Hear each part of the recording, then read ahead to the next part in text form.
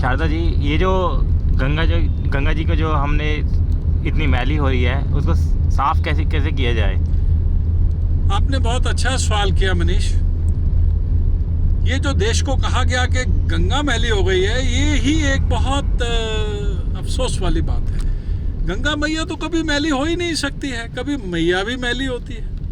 हुआ क्या हाँ कि जी, बोलिए। पूरे गंगा में जो शहरों का मलबा था, गंद था और जो सीवेज थी, उसको बिना ट्रीट किए गंगा जी में गिरा रहे हैं। हाँ जी।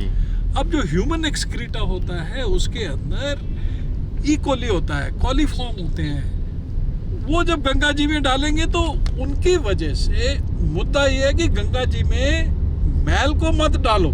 हाँ, ये है। अब जो हो रहा है वो अपने उसको ट्रीट करने की बजाय गंगा जी के अंदर अगर आप केमिकल और डालोगे तो वो और खराब होगा। ये है मुद्दा। तो अब हम इनको साफ किस तरह से रखा जाए? हाँ, गंगा जी के पानी को अगर हम उसकी पूरी औषधि पूर्ण और जो उसके अंदर नेचुरल जीवन स्रोत है, उसको अगर हम बचाना चाहते हैं तो सबसे पहले गंगा जी को अविरल बहने देना होगा। अविरल बोले तो फ्री फ्लोइंग गंगा जी जैसे आई थी और बहती थी, इस पर बांध बना दिए गए। हाँ जी, बांध तो बहुत बन रहे हैं। गंगा जी को बांधों में बांध दिया गया, उससे उसकी अविरलता रुक गई। अब जो मछली नीचे से ऊपर जाती थी उसको मार्ग ही नहीं बचा, तो मछलियां खत्म हो गई। जो ऊपर से हिमालय की सेडिमेंट आती थी, वो सेडिमेंट जो है वो बांधों में रुक गई।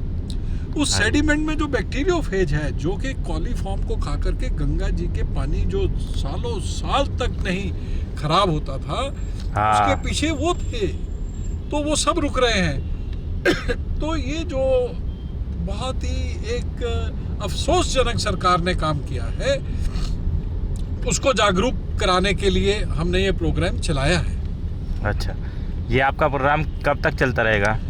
ये प्रोग्राम तो तब तक चलता रहेगा जब तक गंगा जी अविरल नहीं बहेंगी और जब तक देश के अंदर एनवायरनमेंट फ्रेंडली पॉलिसीज बनेगी नहीं, जब तक कि हमारे देश की जो संपदा है उसका व्यापारीकरण बंद नहीं होगा।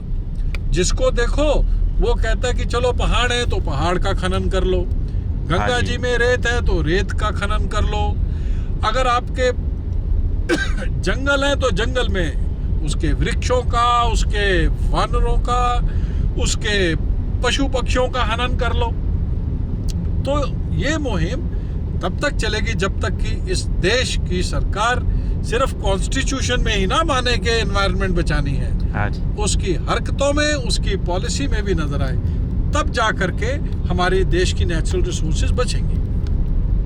धन्यवाद सर।